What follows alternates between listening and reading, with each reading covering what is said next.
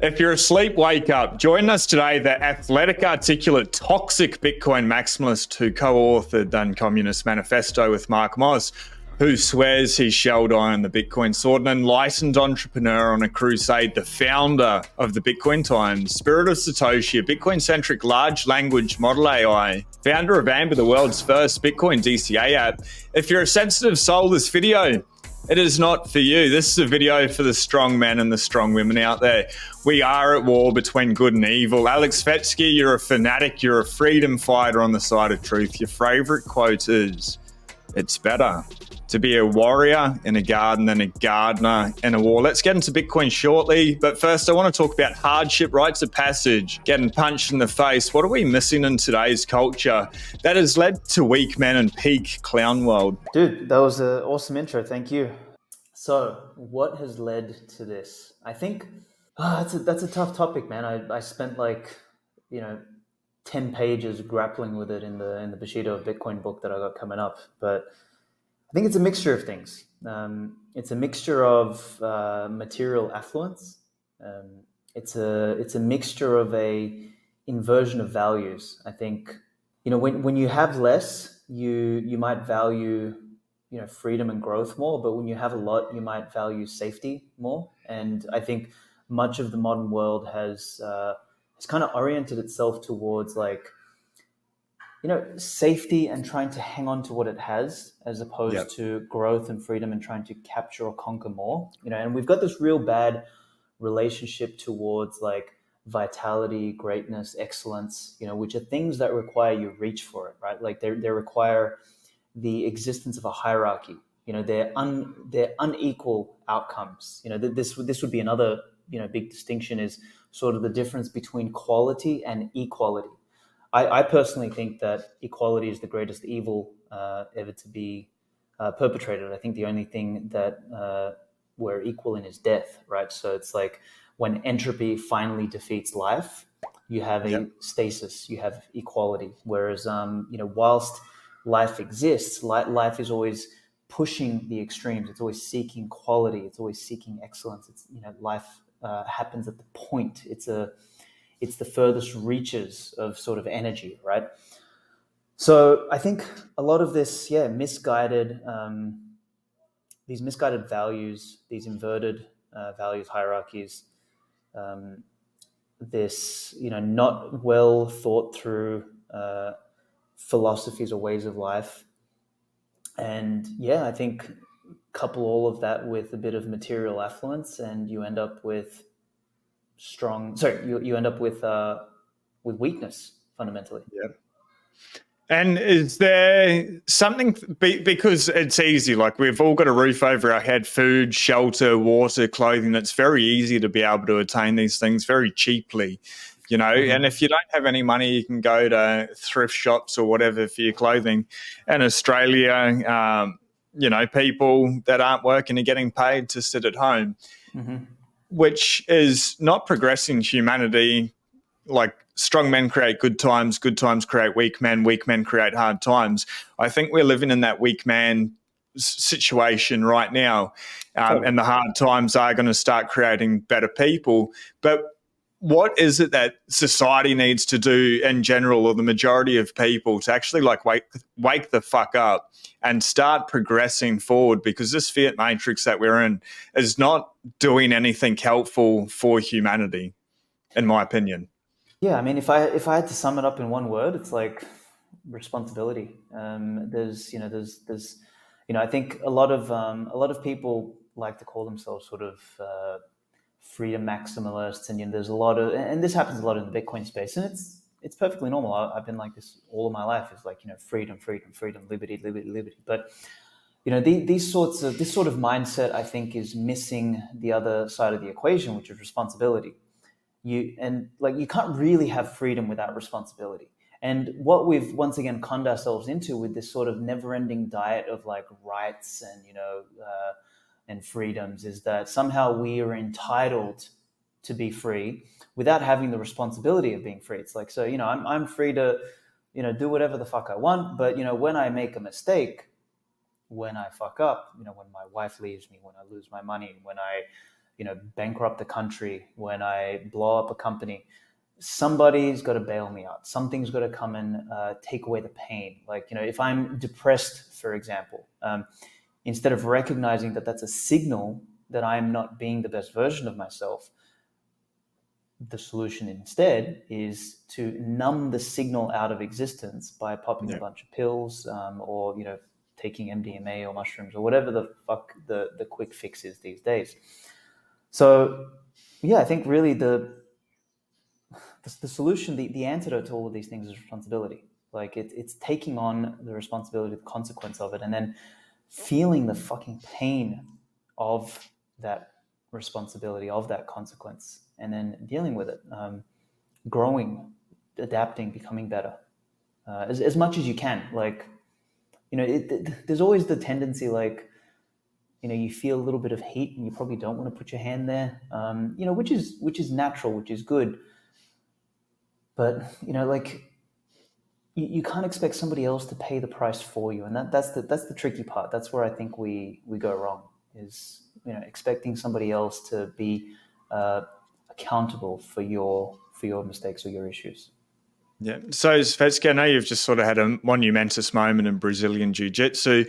Is people, should they get into something like that, like a contact sport or something? Is that going to help people progress forward in other parts of their life, or is that just something they do for exercise and for fun? Or do you see that translates to every other area of your life in particular? I think it's a great question. I think particularly for men, putting yourself in a state of danger, I think, is extremely important. This is another, I think, fallacy that we've been fed in the modern world, is that, mind over matter, right? This idea that the body is irrelevant, but the mind is somehow, where you should focus. Like the Yuval Harari, I call it the brain in a vat erotic fantasy, right? Like it's, where we're all going to become brains in a vat and live in the fucking metaverse, and the body doesn't matter. It's such horseshit. Like, the body is the center of intelligence. When you look at even the progression of mastery, right? Like you may or may not have heard of this, but it's like you've got unconscious incompetence. That's like when you don't know what you don't know. Then you have conscious incompetence. That's like the state of awareness. Like, hey, you realize I'm shit. Then you have, like, after a bunch of practice and humility, you become consciously competent, which means, you learned something, you've got some competence, but you really have to focus. And then finally, mastery is unconscious incompetence. That's when you know something in the fucking body. It's not here, it's here. And, that sort of, that comes with an appreciation of the mind-body connection. Like, the mind is as much in the brain as it is in the rest of the body. You can't sort of separate the two. And this is where things like contact sports or doing something with your body is fundamentally important. Training, gym, CrossFit, jiu-jitsu, fighting, surfing, whatever the case might be. It's like you need to engage and enact the body. But the step further, particularly for men in the combat side of things, is, we talk about this, the great diminishing of testosterone in the modern world, right? It's like, oh yeah, nobody's got fucking testosterone anymore. And yeah, the BPAs are a problem. The plastics, the blue lights, the holding your phone next to your ball sack, like all of that sort of stuff, has an effect. Polyester underwear, etc. But the biggest fucking thing is that testosterone is an on-demand hormone. Like, the body produces it when it needs to produce it. Why the fuck do you need testosterone to, like, type on a keyboard or to, like, work in an office? You don't need the shit. You know what I mean? Yeah. Like, when you live a safe life, there is no reason for the body to produce that hormone. So, by putting yourself in danger, like by going and getting in a headlock, by, getting tackled, by getting flipped, thrown, your arm in a lock or whatever the case might be, standing under 200 kilos, 400 pounds, under a squat rack, like that shit triggers the body into producing testosterone. So, for men particularly, we are the gender that requires testosterone for strength, for confidence, for guidance, for energy. I want to dive over. You've written some very prolific articles, a lot of them. Probably the most outstanding one was fire, Bitcoin, and teleportation. But before we talk about that, you talk about the remnant Bitcoin versus the parasites and the masses. You talk about the three archetypes: the remnant, the parasite, and the lemmings. And then you break the remnant down to three categories: dormant, active, and radical remnant. Can you just break down mainly like who's a remnant, who's a parasite, and what are lemmings? Yeah, this was me coming to terms with this idea of like, who's this intolerant minority that actually changes the world, that makes an impact, that does the things, right? Like, I remember hearing a saying when I was younger, it's like, there's three kinds of people in the world: those who make things happen, those who watch things happen, and those who wonder what the fuck happened, right? Yeah. And, I think 2020 really taught us a lot about the kind of categories of people, right? The lemmings wearing the masks, driving in a car with fucking three face masks on for their safety. I was like, Jesus Christ, what's going on with the world? So I remember what triggered me to write the Remnant series was Isaiah's Job, which is an essay written by Albert Nock in the 1930s. It's said to have inspired lots of libertarians and people like Ayn Rand, etc. And, in there he kind of talks about this intolerant minority. It's like the 1% that makes the difference, and he sort of makes a separation between them and the masses, and uses like a biblical reference of Isaiah the prophet, who was the prophet of the remnant, or the people who remain, after the disaster, like the few. Yeah. So I kind of latched onto that concept, and I dug deeper. Like, fast forward a couple years now, like I see that people like Nietzsche, for example, really spoke about this when he talked about the Übermenschen, the last man, right? And he talks about it in Vitality and all this. So I've gone much deeper in this topic now, but this was my attempt to grapple with this concept in 2020, 2021. And, the remnant is essentially, like, I wrote that article called Bitcoiners Are the Remnant. So I said, like, we are that 1%, that, that unique archetype of person who doesn't just buy into the stupidity, isn't interested in like, what the mainstream tells us, like, being fed bullshit. Like, we want to inquire on things. We want to understand the makings of the world. We want to understand first principles. So it's like a different archetype of person, different thinker, different sort of being almost. And, that's who I kind of identified as the remnant. Like, I think I've got a section in that article about sort of the matrix, right? The matrix, the people who get unplugged are an example of the remnant, Neo, Morpheus, Trinity, blah, blah, blah, right? It's the archetypal story that seems to repeat again and again. The parasites I kind of described as the failed remnant, or the envious masses, right? So it's like the person who couldn't actually compete, the one who, maybe started a business and, realized that it was fucking hard. So instead of continuing to add value, they go and choose to, I don't know, become a government bureaucrat so they can leech out of the productive class and pretend like they're doing something, right? Become a central banker or whatever. But it's basically like a parasite adds no value to the system. A parasite sucks value out of the system. Yeah. And then the masses, they're the sort of the ones that it's like, wonder what the fuck happened. But, they're the ones that like are oblivious to the world, like, or they're likely to conform. They are, they lack agency. They're the NPCs, or, as I call them, the lemmings. And, that triggers a lot of people. They're like, oh, you can't just call people like that. But, when I was younger, I had a lot more patience. But man, the older I've gotten, particularly after the last couple of years, and it's funny, if you look at my writings like pre-2019, like they were a lot more milder. Like I still, had my fucks and shits, and like I was still edgy. But man, like you see like a marked change in my writing sort of late 2020 and then from 2021 onwards, where I was like, man, I just don't give a fuck about these people anymore. It's like they are the ones empowering the parasites, because they are stupid enough, weak enough, pathetic enough to like buy into whatever they're being fed. And then they make up sort of the inertia behind all of the bad decision making, right? Like a lot of the mask mandates stayed in place long enough because you had all these idiots dobbing on their fucking neighbors, going and virtue signaling about getting jabbed and like wearing fucking face diapers all over the place. Like they supported that shit. Like I remember in Germany, like I'd be sitting on a train, the only motherfucker not wearing a mask, and everybody just looking at me like I'm naked. What's wrong with these people? Like, and that's what drove me crazy. So I tried to like delineate between these three people, and I think it's really important to sort of recognize that does exist, and to try and like understand people through those archetypes. And that's not to say that this person is that and that's all they fucking are. Sometimes that's the case, but it takes a bit of discernment, a bit of wisdom, a bit of grace, a bit of humility to sort of understand who is what, and then to sort of try and like behave and act and treat accordingly. Yeah. Do you think with the quote unquote lemmings, they're just so busy caught up in the fiat matrix or the rat race on their hamster wheel, trying to make ends meet? They don't know what's going on with the world. It's getting harder and harder to live. Everything is getting more expensive.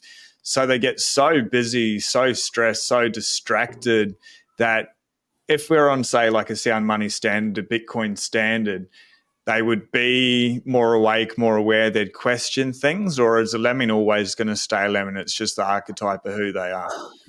I don't know, man. Like, I've gone back and forth on that. I'd like to think that, they will rise up out of the stupidity, but I don't know, man. Like, I feel like they've always existed. They've always been around. And as harsh as this may sound, it's like, maybe they were the slave class for a reason, in the ancient times, right? It's like the people who didn't care about having agency.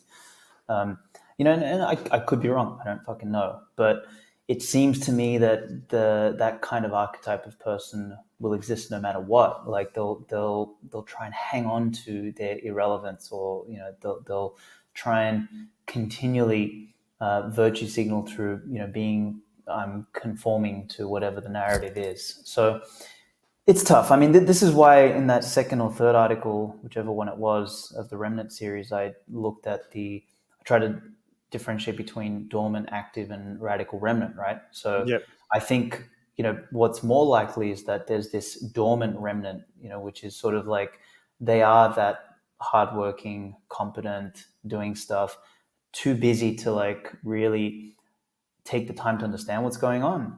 Yeah. But if the right message or the right unlock or the right thing happens, they have the ingredients to be a man or woman of agency. Whereas some people, like, no matter what you tell them, no matter what you fucking show them, and I'm sure you've been through this, it's like, what is Too wrong? many It's like, times. the sky is blue, like, and they'll be like, but they told me it was green. I'm like, Yeah. but it's fucking blue. Like, can't you see? Yeah, but they said it was green on TV. And it's like, those people, I just don't know. They're just fucking beyond help. I don't know if Bitcoin, I don't think anything can help them. Yeah. Couple of things that you've said regarding the dominant remnant. They are in the matrix yet to be unplugged, but they have that itch, that splinter in their mind telling them that something is off. If the signal is strong, pure, and direct enough, it will wake them from their slumber. These are the ones we must focus on. Arguably, the grand role of evil is to keep good honest, to make good more conscious, more whole, and more anti-fragile. With that, is that where toxic Bitcoin maximalism has a place to play? The louder, the more pure, the closer that you stick to the sword. Is that helpful, or is that just selfish and ego-driven? No, I think you nailed it. I think of it in terms of concentric circles, right? So it's, the closer you get to the center, the more raw and real it needs to be, and the further you come out from the center, the more kind of accessible the message can be. So, a toxic Bitcoin maximalist message of like, fuck everyone, they're all shitcoiners and it's Bitcoin only, that might not appeal too much to everybody, right? But it might appeal to somebody who's like a solid Bitcoiner, but has a more mainstream audience, right? So it's these concentric circles matter, and it's like, you just got to know who your audience is. And I think, if anything, that sort of toxic Bitcoin maximalism makes sure that the center is strong, and it appeals to its specific audience, which is the broader mainstream Bitcoin only sort of content creators and thinkers and nodes, basically. Yeah. Just before we hopped on, I was talking to Nico Moran. He says hello as well, by the way. And he's got a saying there that says, if you're against Bitcoin, a toxic Bitcoin maximalism, you're against Bitcoin. If you're against Bitcoin, you're against freedom. This freedom, like Bitcoin is sound money, Bitcoin fixes the world. like we've got CBDCs coming in, BlackRock coming in with a spot ETF. Is this a war between good and evil, good versus bad, light versus darkness on a larger scale? And it's a fight of, truth versus lies. Is that how you see it, or am I projecting? No, I used to see it more like that, man. In the last year and a bit, I've seen it through another lens or another dimension, more as life versus entropy, right? So I think the good and evil is a bit, it's a bit naive, it's a bit subjective, and I think it comes that kind of a framing comes from a place of weakness, honestly. Now, that doesn't mean that evil doesn't exist, because there is some really fucking sick things happening in the world. I'll pre-frame my answer with that. But I think a more useful way of looking at this, and this is Nietzschean in nature, is you've got that which is life affirming, that which has vitality, and it's in the direction of growing and life and conquest and energy and aesthetic beauty, right? Like it's reaching for higher. And then you have the opposite, which is equality, average, homogeneity. Like it's kind of like groveling for a space in the floor. It's like the crabs in a bucket sort of analogy. It's a downward energy. It's death, or the opposite of growth, right? Like this is one thing I learned from Tony Robbins years ago. It's like you have growth or you have death. There's no fucking middle ground. Like there's no stasis. Stasis is a myth. Stasis is actually the opposite to growth, right? So if you're not actually growing, you're actually dying. And that, I think, is the real battle. So if you want to call death evil, sure. I mean, I think that's dangerous, because death is part of the general cycle anyway. But I think the question people should be asking themselves is like, what side are they on? Are they on the side of life and vitality, or are they on the side of entropy? And I think it's incumbent on us being sort of if you think of energy as this substance of the universe. Life is kind of like at the edge of energy. So if you think of, energy is like reaching, life is like the hand that's reaching, and human beings are like the fingertips. We're like right at the very edge of life. We are the most sophisticated manifestation of life, and life is the most sophisticated manifestation of energy, right? That's sort of the progression. And I think it's therefore incumbent on us to try and extend life instead of being anti-life. And so Bitcoin's like pure storage of energy, and you've got a couple of ways that you phrase it. With the Bitcoin Times, I think your next edition is in regards to energy, talking about either life or death. How's Bitcoin and the energy it uses? How's this pure signal? Yeah, I mean, I think, I don't know who said this. It might have been Breedlove or something like that, but I think it was a tweet. Like if Satoshi had called Bitcoin energy money, would probably have had 10 years faster of adoption than Bitcoin. And who knows? Maybe what I mean. Like I think the word Bitcoin kind of like rubs some people in a funny way, whereas like energy money is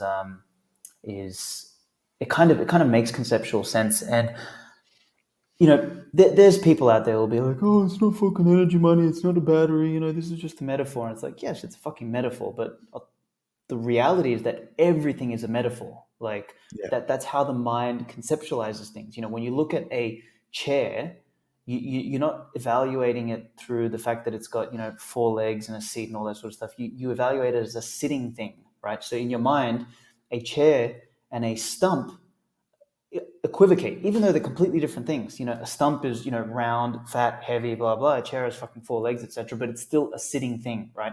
Yeah. So with Bitcoin, to kind of describe it as energy money is accurate, metaphorically speaking, insofar as it is it is like energy in that you can't just create more of it out of thin air.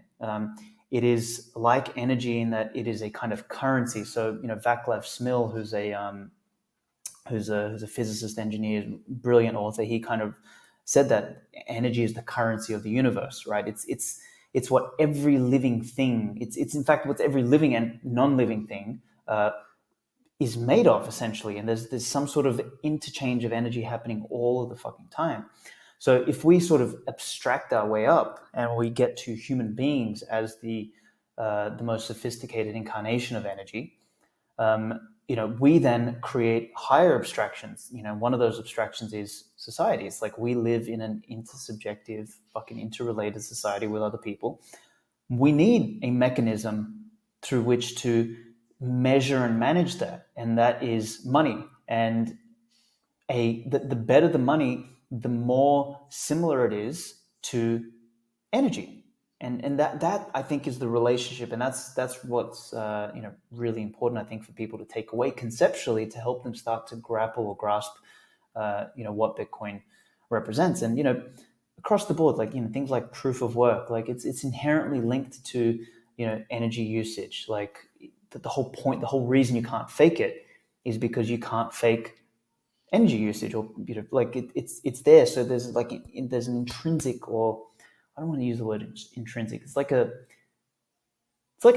link, right? And I don't know. I just find that so profound. And when you think about it in that sense, Bitcoin becomes quite important and profound. And I think that's where once you get to that point where you understand sort of energy's role, and how human beings operate, and what society is, and sort of the light bulb flicks on for you. It's like, holy shit, Bitcoin is sort of that fundamental. That's when that meme of your mind's exploding, like, fuck, now I see why this is so important. Yeah, I think it takes, probably a couple of 100 hours to for you to be able to dive down into that energy rabbit hole. Your series of publications, I guess they're called the Bitcoin Times. I'd like you probably to explain it a whole lot better than me. Hopefully you've got some there that you can show. They've got beautiful artwork there, very high quality pieces. Your latest one, or the one that's coming out, is in regards to energy. But do you want to just talk about what's going on with them? What's each issue series? and edition about? Does each issue focus on a specific topic? Yes. So it started off actually as a joke, not really a joke, as a conference talk that I gave about 5 years ago, I think now. Like I got invited to this conference to talk about why, it was a blockchain conference. And of course I came and talked about Bitcoin, and I got on stage and said, blockchain is dead, the future is on Lightning, and offended a bunch of people. And basically I had this whole thing written up, and it was too long to give as a talk. So we just turned it into a PDF and handed it out, and people were like, holy shit, this is amazing. So we then turned it into a free, really nicely designed PDF that we handed out for free on Twitter and stuff like that. And this is kind of what landed me on the map in sort of 2018, 2019. And, it was I still think to this day it was one of the strongest arguments against the whole blockchain hype that was going around, after, while Bitcoin was sort of in its post 2017 bear market. And anyway, later that year, I think late 2019, I rounded up, Gigi and Breedlove and, Nick Carter when it was still cool, and, all this sort of shit. And we wrote a series of articles which didn't have a specific theme, but, we put them together in the second edition of the Bitcoin Times.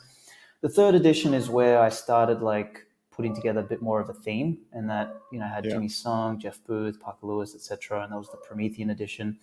And then 4 was, I think, the first one that had a real theme. It was called A New Hope. And that was, thinking about Bitcoin beyond the clown world, right? Because it was done in 2021. And at that point we had kind of I think all had enough of how dumb the world was.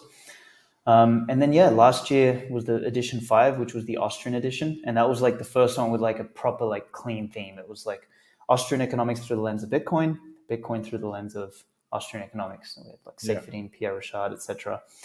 And essentially it started off as just a PDF that we just handed out. And now it's, I do it once a year, super high quality, super high signal, 6 unique essays done by the best thinkers in the space around a particular topic, and we actually print 2,100 of them. So if you can see this here, there's a number on the back of it up there. This one's edition issue 269 of 2,100. So they're numbered. People essentially buy them and they just have the same issue across the board, etc. And that's it. It's 2,100 of these fuckers printed. Now, in the future, we'll do like an Amazon paperback, but it won't be like the collectible. It's free online if you want to get it as a PDF. And yeah, it's like it's kind of like a Bitcoin. It's a piece of Bitcoin art, literature, and history sort of wrapped into one. So that's the premise of it. And yeah, this year's edition is the Energy edition. Like, I actually think it's the sexiest cover of all. Like, it looks absolutely beautiful when it comes out. It's going to be amazing. And when is it coming out? I think we'll announce it on Bitcoin White Paper Day.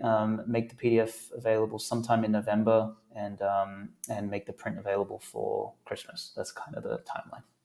Awesome. So for everyone watching, I'll put the links below so you can jump in there with Svetski. Another thing that you're doing is Spirit of Satoshi, which is a Bitcoin AI-centric large language model.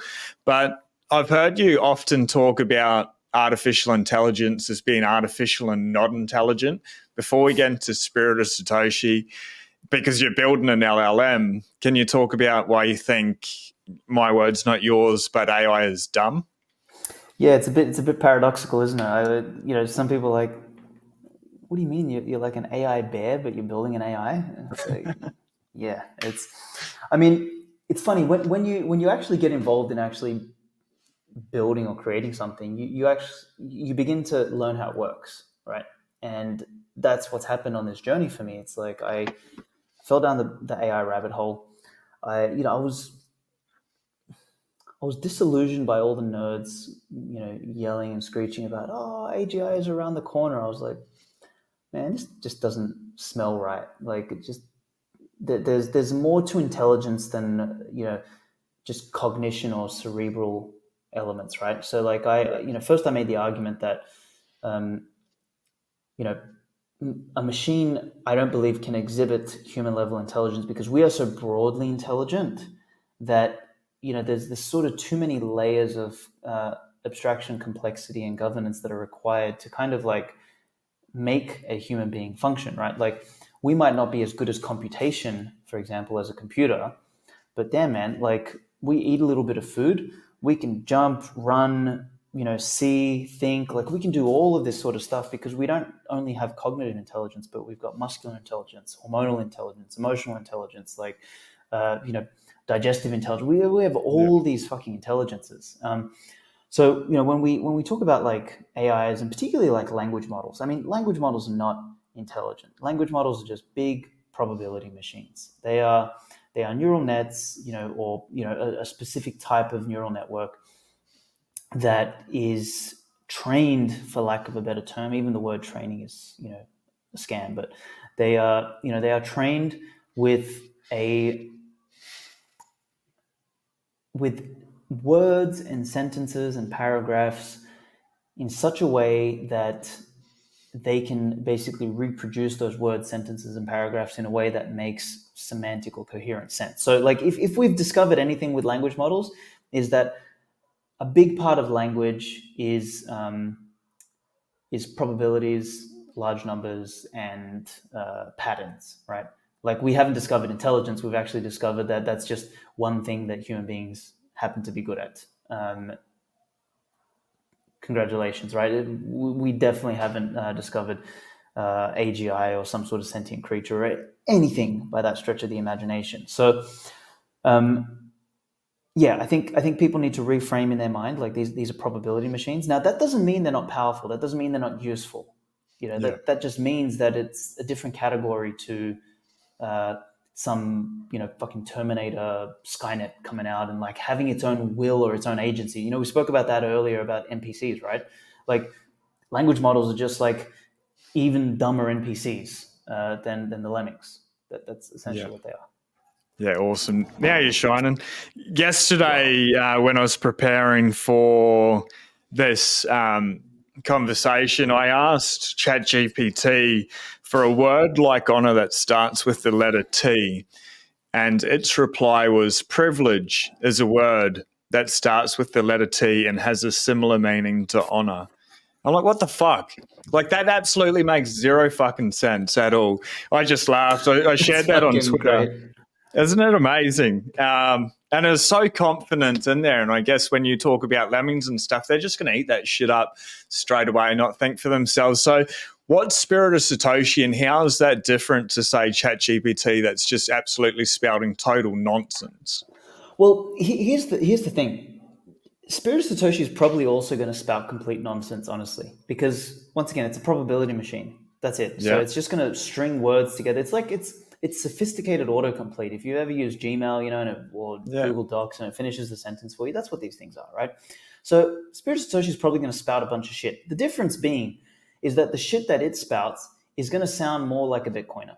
So it'll probably tell you something like, like if you asked it about like, hey, are we is Bitcoin boiling the oceans?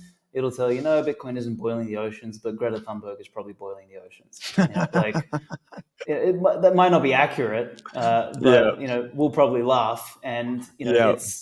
there's probably some semblance of accuracy there. It might say the guys at Davos are boiling the oceans or whatever. So it'll speak more like a Bitcoiner. It's vocabulary, vernacular, and the probability of particular words coming in a particular string are going to be more like what we've trained it on, or more like the corpus of data that we've used. Now, to get a language model to stop what's called hallucinating, is you need to get it to reference actual data in a database, and that works. You do slow it down. It has to basically, you have to get a bunch of data. You have to turn it into basically what's called like a vector, which is a number. It's readable by a language model, Yeah. and it's the number represents meaning, not the text. So that gets injected into the response, Wow. and then the model can give you something a little bit more factual, right? So that is possible, and that's something we will do to make Spirit of Satoshi more factual, but once again, its language style will be more like that of a Bitcoiner than, I guess, a university graduate of 2023, which is what ChatGPT sounds like. Cool. And what about toxicity filters and stuff? Like, you're a fairly outspoken person and you're building this large language model. Is it going to have a bit of Svetsky in there, like a little bit of like, shut the fuck up, like, let's just keep going? We shall see. We shall see. I mean, we've toyed with the idea. I remember as a team we were watching this Amazon workshop or something. It was like a webinar, and they were doing reinforcement learning. And part of the process that they were talking about is they said, okay, so now like the final step is we run the model through a toxicity filter to ensure that the responses are not too mean and harmful and everything. We were like, all right, let's see how we can reverse engineer this and make it more toxic, so that we can like add that to the pipeline when we're building this. So I don't know. I'm sure at some point we'll have some sort of like toxicity filter. Maybe when you're using Spirit of Satoshi, you can like move the slider and be like be a complete deranged lunatic. Will be really nice. Who knows? We'll see what happens. Yeah, how interesting. And people can get involved, I believe, through spiritofsatoshi.io, is it? .ai, yeah. So .ai. I'll drop that below as well. When, how's that happen? What can people do to be able to participate? Yeah, basically, I mean, I always hear people say, oh, is your model open source? It's like, how can I verify? I'm like, oh, well, you know what? You can go in there and you can actually help train it, all right? So, we will open source the whole lot, but, the process of getting it into a state where you open source it is, complicated. We need to, we're curating all the data, we're cleaning it, we're formatting it, we're getting it ready so that, somebody else can then take it and just, train their model with it. So we're in the process of doing that, but, I encourage everybody, go in there, it's train.spiritofsatoshi.ai, or just go to spiritofsatoshi.ai and just click train Satoshi. You just create an account, and you can go in there, you can verify data. So we give you kind of like question and answer pairs that will be fed to the model, and you'll be like, this is fucking stupid. Yes, this is accurate. You can actually role play Satoshi. You can role play. We say, okay, pretend you're this Spirit Satoshi model, and here's a question. Is Bitcoin or Ethereum superior? Well, give your answer and explain why. And imagine you are the model answering, and try to be compelling, try to be useful, and you can actually add to that. Now, you can go and get ChatGPT to help you create a response. But if you just copy and paste ChatGPT's response in there, what's going to happen is your response goes into a pool where people vote on it. And if you don't get any votes, you've just wasted your time. But if people vote on it as a good answer, it goes into the pool for training, and you actually earn sats. So we've got this whole like little Cool. process developed where people can get involved in basically helping with data curation, cleanup, creation, and then down the track we're also going to do evaluation and reinforcement learning. So there's a couple other features coming soon. But in the whole process, you literally earn sats, and you actually get to have your say in how a Bitcoin model is going to be trained. So you can't turn around later and say, oh yeah, but you built something without my say. It's like, it's open. Get in there and do it. Yeah. Everyone watching this, don't be lazy. If you're interested, jump in there. When do you think it is going to be finalized? Like, this is no small ordeal that you're going through. Yeah, it's going to take ages, man. I mean, like this will be an evolving project. So, today it's we've got a really small model that is kind of good. It's like, should I buy Bitcoin and Ethereum? It tells you that there is no second best. You buy Bitcoin only. So we're like, yes, but it doesn't it doesn't give you much more than that. It doesn't explain why or all that sort of stuff. So it's a baby model. We want to keep doing internal testing and keep scaling it up until we sort of feel confident that it's a more conversational, functional, useful model. My hope is that we have something, hopefully by Bitcoin White Paper Day, that we can sort of at least announce for a bit of a beta, a bit of a play. And we'll take the feedback, we'll keep iterating, and then hopefully have an even better model for like Thanksgiving and Christmas, because I think that'll be a really useful time to have it. Like, imagine sort of being around the table, having family ask you, also, how's that Bitcoin thing going? What is it? Just like have your Spirit Satoshi to answer some questions for you. So we'll keep working at it, keep improving it, and hopefully, just make it the Bitcoin utility to go to. Yeah. So we've got the halving coming up next year. I believe before the last halving, you were on with Pomp. That was actually a really awesome interview, an old one. I'd urge everyone to go there. Like, I thoroughly enjoyed it. But how important is the Bitcoin halving to Bitcoin, and what's the sort of philosophical thoughts that you have around the halving event? Yeah, man, I haven't given a lot of thought to the halving recently. I guess I've been busy with other things in life. I actually wrote an old essay called The Halving or The Halvening, something like that, back in 2020, which I think, that really delved into the philosophical stuff. But I've written 150 articles since then, so I can't remember it off the top of my head. But it's in my Medium if people want to go check it out, if they're interested in the philosophy behind it. But, it's like, for me, I guess I'll make one comment. It's in a world where everything is becoming easier or more abundant or more cheap and more easily accessible, right? It's this kind of movement towards the lowest common denominator. Bitcoin is hardening, right? Like, it's getting more scarce. It's getting less available. It's becoming more exclusive. And people will be like, oh, well, what about all the people that, don't have Bitcoin today? It's like, well, shit, they have the chance to get it. Like, anybody can get Bitcoin today. But the more time you wait, the more it's going to cost you. And that's exactly how things should work. Like, there's a price to ignorance. There's a price to arrogance. There's a price for bad luck as well. I'm sorry, some people just weren't lucky enough. Some people are fucking lucky. This is like, luck is the variable you can't take out of the equation of life, right? So that's always going to exist. So I think, at least for me, the halvening represents just something that is opposite to the way the world is trending, of ease and comfort and all of that sort of stuff. Like, even you look at the word quantitative easing, right?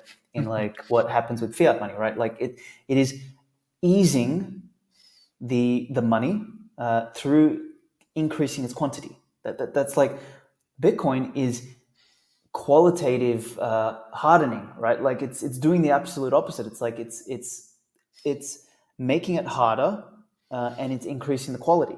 Like, it's such a beautiful flip, and for me, that's what the halving represents, and I think that's it's one of the most beautiful things about Bitcoin. Yeah, absolutely love it. I guess something that everyone can do at home is go on to usinflationcalculator.com, put in like 2008, 2009, $1 worth of purchasing power, what it was then and then what it is now, and then have a look at the Bitcoin chart and you can see the difference. Bitcoin purchasing power goes up, the US dollar goes down just over sort of the last 13, 14 years. Svetski, you stated in one of your articles that we have to get this right and you believe it's our last chance. We're on the clock. First was the big step. It led us to money, and since then our history could be summed up as the path towards discovering money. Money is metaphysical. It is so crucial that we understand its importance.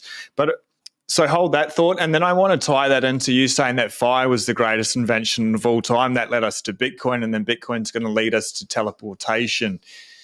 How is that possible?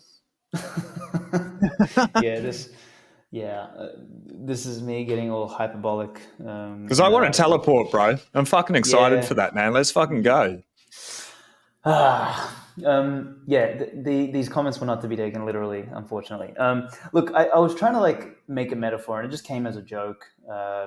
Francis, Madex, and I were driving through Miami in Bitcoin 2021 or something like that, and Francis kind of said it offhand. It was like, fuck, people don't realize how important Bitcoin is. First it was like fire, then it's fucking Bitcoin, and who knows what's next? Fucking teleportation. And I was like, damn, man, that's a really kind of good framework. And I went and dug into that actually. And, as you said, that's in the Fire Bitcoin Teleportation article, which is, about as bullish and big brained as it gets. It's lit. It's a good article. On sort of what Bitcoin represents. So, I mean, like if we're here to extend life, like to use the analogy I was using before, it's like we're here to be the tip of life. We're the tip of the spear. We are extending, we continue this abstraction. Money enables that. And the better the money, the better we can do that. And, an analogy I've used in the past is, when you have poor money, like that's elastic, first of all, you don't get to see, you lose fidelity of the picture or what you're working with. So it's kind of like a blind man or a vision impaired person trying to build a house with a tape measure that is an elastic band. Like think about the kind of house that you get out of that, right? Whereas Bitcoin is like, it gives you perfect vision. Like you know that the ledger is there. There's no lying about it. And it's fixed in supply. So you've actually got like a person with vision building a house with a rule or ruler that works. Like the quality of the house between those two people is going to be night and day. Like one thing is going to be fucking hanging together, falling apart. The other thing is actually going to be a house. Like we are living in the former, not the latter, right? And I think it's probably a good way to conceptualize like, the impact Bitcoin will have on civilization. Yeah, absolutely awesome. I don't know if you've had a chat with Michael Dunworth, but he's time locking Bitcoin like 120 years into the future for everyone watching. I'll link that video at the end I did with him last week. But in a way, that's teleporting energy through time and space. Like it exists in two states at once, which is fascinating. He's a bit of a madman, like literally sending Bitcoin 120 years. Like nobody here is going to be around and then publish the private keys. But one of your other sayings or quotes out of one of your articles, Svetkis, is the discovery of energy money may well be how we unplug from the matrix and once and for all transcend the realm of the parasite. And what time frame are we looking? You often talk about the three generation theory. Does that come into play here? And say the three generation theory, say that's 60 years, you can explain that more. Are we still going to see adoption and a price rise between now and then, or do we need to wait for three generations for Bitcoin to do anything? Okay, let's answer backwards. I mean, when I'm talking three generations, I'm talking like, Bitcoin becomes sort of like the broadly accepted unit of account, and maybe not the only one, but one of the primary ones.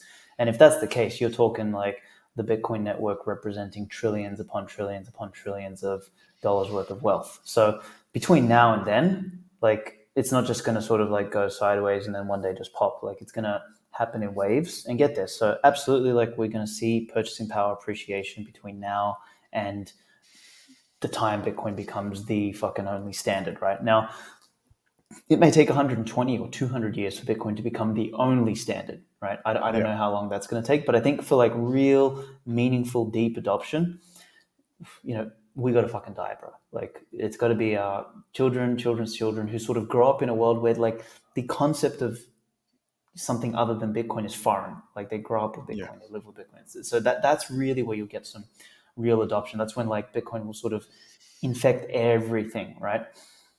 So that's going to take some time, and yeah, I think that is a prerequisite to escape the age of the parasite, right? Like, so to use a Nietzschean idea again, he talked about how humanity's orientation towards equality and average is going to bring about the age of what he called the last man, which is sort of like, to understand what the last man is. The last man is kind of like the masses or the lemmings, right? And in that paradigm where you have masses and lemmings, the parasite takes mental control of them and uses them as a weapon for the remnant. If we're going to use this archetypal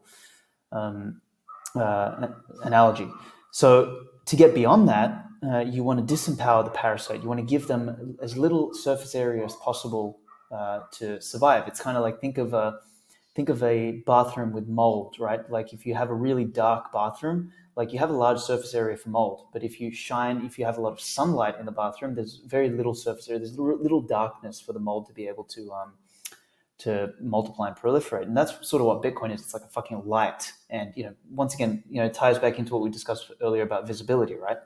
These ideas are all sort of interrelated. So I think, Bitcoin makes for an environment in which it's harder for parasites to proliferate. It's harder for them to pilfer and, suck out of the system. They'll fucking exist. You can't get rid of all the parasites. It doesn't exist. It's not possible. But yeah, like, if I'm accurate in that analysis, and Bitcoin does what it's supposed to do, and on a long enough time frame, I'm pretty certain that's the direction we move into. Yeah. I think the parasites there, from my opinion, are there to remind us or to push us back to truth the whole time, and to be able to use as a scale or a reflection. Like, if we can see the parasite there, we're like, all right, I don't want to be like that. In popular culture or worldwide, most people who you refer to as parasites, everyone else calls them the elite, those closest to the money printer, three-letter agencies. But you want to take back the word elite. Do you want to dive into what the definition of the word elite is, and why you believe elitism is good and we should own it? And then also, I'm not sure if your thoughts have changed, but on the word pleb, you've said that you don't like it at all. Can you give us a bit of toxic Bitcoin maximalism? Yeah, sure. So, I mean, elite is really simply means cream of the crop. It means the best. It means, like, the top layer. And once again, I think our repugnance towards that word has to do with this brainwashing that we've had over the last couple hundred years towards, the average, towards equality. Like, we've become allergic to excellence, and we've become, drawn towards equality, and we're all the same, in participation awards and stuff like that. To be elite means to be fucking great. Like, in my mind, elite is Bruce Lee, is fucking, was Arnold Schwarzenegger, Usain Bolt, like Napoleon, Alexander the Great, Caesar, like the best of the fucking best. That's what elite means, and it's something to aspire towards. Now, there's different dimensions of elite. Like, not everybody can be the best in the world at everything, right? Like, not everybody can be Steve Jobs, but man, you can be a fantastic husband, you can be a fantastic father, you can be a fantastic business owner, you can be the best at writing Bitcoin content, producing Bitcoin podcasts. Like, there's many, many things you can be fucking elite at, and that's something to aspire towards. So I think elite as a concept, we take that back. Like, elite pushes life forward. Parasite sucks life force out of the system. Very, very, very different. So, and the only, like, maybe you can call them the parasitic elite, because they are the best parasites. They are the ones that suck the most out of the system. But, like, to call people like Christine Lagarde and all that sort of stuff elite, like, I don't really think so. And then pleb for me, like, reminds me of like the masses, like, and I talk about this more in the Boshido of Bitcoin. So when it's in there, people can have a read and see sort of my more well thought out discussion on this. But to me, it's once again, as an idea, as a concept, it's antithetical to excellence. And I just think excellence is the North Star. To be to be kind of, I'm just a pleb, I'm just a nobody, and I know some people say, well, it's semantics, that's not what I mean. I mean like the hardworking and all this sort of stuff. And it's like, yeah, sure, okay, fine. Like, the everyday person. First of all, I don't like the word everyday person. I think you should be striving to be more than the fucking everyday person. Yeah. But secondly, it's like, if you mean kind of like, the hard worker, the middle class or whatever, sure. But like, I just I don't see like the aspirational element of being part of the middle class, or being part of like the masses, or just another number. I think there's something more like, the original word aristocrat means like the most sophisticated or the most noble citizen in society. Mm. Like, that's what you should be seeking to be, Yeah. aristocratic, not fucking a pleb. Like, it's just, to me, just such a low energy, such a low quality concept. I think we Yeah. need to be striving to increase the quality, not bring it down. Yeah, I agree with you. I believe words have so power the way that we speak and what we think. And there's a reason when you write words, they call it spelling, is because you are putting those intentions out there. I find that fairly interesting. And what you're saying is taking ownership and maybe just where we focus, wherever the mind goes, energy flows. So if we're thinking about elitism, that's a good thing. And realize mediocrity is probably not where we want to be, because the better we are, the more that we can help others. So the more selfish you are, the better you get. Improve 1% a day. I believe that's a good way to be able to progress and help the rest of humanity.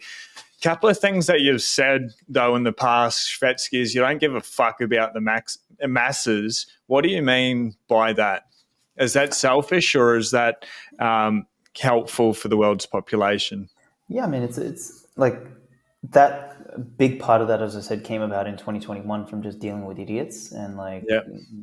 getting arrested on airlines and, not getting let through at airports and all this sort of stupidity over just dumb things, right? And I just got tired of that. And yeah, I just basically said that, well, fuck these people. I don't care about them. They don't matter. Like, their opinion doesn't fucking matter, whatever. Yeah. And I largely continue to stand by that because, more often than not, the average person's opinion doesn't really fucking matter. Like, Yeah. like the person's opinion who, more matters is like Elon Musk's, right? Like, because he has energy behind his opinion. He has Yeah. power behind his opinion. Substance. There's substance. There's proof of work, if you want to use that as a element, right? And no matter how much people are poisoned by this sort of egalitarian, oh, there's no rulers. It's like, there's no leaders. Like that one really pisses me off. Like in the Bitcoin space, it's like, oh, there's no leaders. It's like, no, there is fucking leaders. Like, there is always somebody leading something. And if you have renounced your capacity to be a leader, you're going to be a fucking pleb, right? So anyway, like, coming back to it, it's like the masses generally are not the point of the spear. They are sort of like the body or the inertia, right? So they count insofar as they are late to the party, right? Like they drive the rest of the arrow through, but it's the tip that counts. Like, the tip directs and pierces the veil, the body, or whatever. It's sort of like the target, basically. Yeah. And that direction is initially set by the 1%, the few. And the question is it set by the natural elite, which is the remnant, or is it set by the parasitic elite? And that's where the real battle is sort of fought, right? Yeah, I yesterday finished that article, Size Job. I'll link that below as well. I believe you first referenced that in the The Remnant remnant. series. They're absolutely amazing. Good place to start. The book that you co-wrote with Mark Moss, for me, I listened to it and how there's yourself speaking and then Mark Moss speaking. It such a great dynamic there. So if people like listening to audiobooks, I'd recommend that. But can you just touch on a little bit about the Boshido of Bitcoin, what it is in its entirety, and when people can expect to be able to get their hands or their ears on it? Yeah. So yeah, final comments is the Bushido Bitcoin is I don't know, the first Bitcoin culture book. So like, instead of asking the question of how Bitcoin's going to win, or why is the money broken, or history of money and all this, I just don't care. I ask the question of like, if and when Bitcoin wins, who do we become? Like, what Yeah. does society look like? Who are the leaders of this Bitcoin standard? And the current playbook of life is like, cheat, lie, steal, build a dick pic app, raise some money from VCs, like, get in with the monetary spigot, like get into either tech or banking or something. Like the current playbook of the world is deranging the world further and further, right? So I Yeah. ask is like, okay, when Bitcoin wins, what's the new playbook? And what I looked at was, the most successful cultures, or the most successful civilizations, how did they come about? Well, it turns out that the cultures that generated the most successful civilizations were all warrior cultures. So then I looked at what were the values or the virtues of those warrior cultures, and there seemed to be such an overlap between, the samurai, for example, which is where the word Bushido comes from, with the ancient Macedonians, the ancient Greeks, the ancient Romans, the Arthurian West, like chivalry, for example. Like chivalry and Bushido sort of came up at the same time in two completely different, disconnected like parts of the world. But like the similarities were just out of control, like wild. Like Bushido is like Eastern chivalry, or chivalry is like Western Bushido. Like, so I looked at all of this, and yeah, I just basically wrote a whole book. Like I examine each of the what I believe are the 10 virtues that will define leaders of the world on a Bitcoin standard. And I ask a whole series of tough questions. Like we said at the outset, is like what does weaken society? What can we watch out for? Like, can we actually avoid cycles? If not, what the fuck do we do about it? It's a book like steeped in a lot of history. It's 10 times longer than the Uncommunist. So I think the Uncommunist was about 10,000 words. This one's almost 100,000. So it's a much deeper, more profound book. But yeah, it sort of examines like who does one become. Like it's a book on ethics, morality, virtue that is very different to what you might expect from a Bitcoiner. Like I really challenge some of the things that we Bitcoiners hold sacrosanct. I think in every single article, like I've probably in the last week read about 15 of your articles, you're always challenging the status quo, and I'll link those below for everyone. Obviously, you're really, really well read. What are some of the top books, they can be Bitcoin related or not, that people should potentially read if they're readers? I believe everyone should be a reader, but what would you recommend? I'll fire these off quickly. Ayn Rand, Atlas Shrugged, I think is absolutely fantastic, indispensable. Everybody should listen to that book. That one's better I'm listened to. listening to that right now. There you go. The Scott Brick one. I'll bring it up. Keep Yeah. listing them off, and I'll bring it up on Audible. Scott Brick is the bomb. So he's great. I these days I listen much more to fiction than I do to nonfiction, because I think fiction carries more lessons, more weight to it, and it's we've learned through stories since the beginning of time. So I think that's much more powerful. So Shogun by James Clavell is another fantastic one. That is part of why I wrote Boshido of Bitcoin, actually, because that book had a huge impact on me. Dan Simmons' Hyperion series. It's like a science fiction series, but it's absolutely fucking phenomenal. Dan Virtues of War. Simmons. Yeah, Dan Simmons, Simmons. Virtues of War by Stephen Pressfield. Like it's, in fact, a lot of his books, like Virtues of War. There's Gates of Fire, I think, which is about 300. Virtues of War is about Alexander the Great. Like those books are absolutely phenomenal. He also did Killing Rommel, which is these are all sort of like historic fiction, but they're real, but like fictional in terms of like the dialogue and the communication, everything in the book. They're ones that I absolutely like believe are indispensable listening. Like I love listening to fiction. I don't like if I read nonfiction. But if I listen to fiction. And I think that's sort of, at least for me, that's the best way to go about it. Yeah, that's usually what I do, unless I'm on holiday, and then occasionally I'll sit down with a non-fiction. But yeah, Atlas Shrugged, Scott Brick is the person there, and I've also downloaded that Virtues of War as well. The Communist Manifesto, I definitely recommend that one that you did. Absolutely fantastic. When can people expect the Boshido of Bitcoin? I know about as much as you do at this point. I think it'll be early next year, man. Like Cool. the manuscript is done. I've sent it. It's just going to be up to the publisher to get it out. Cool. For everyone watching, we'll keep you updated. I'll obviously try to get Svetsky back when that comes out. Final thoughts for everyone out there. Maybe something philosophical, Svetsky. Shit, man. Final thoughts.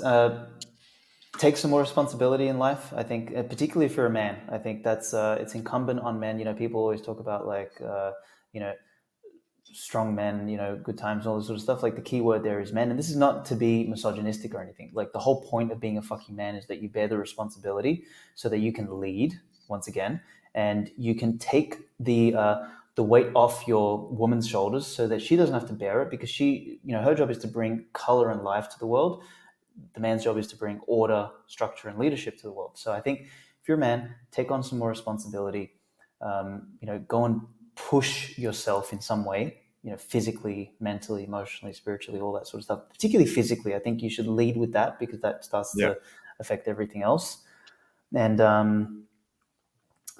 yeah, like you know, let's leave it there. I think responsibility and leadership, I think, as some north stars for people. Yeah.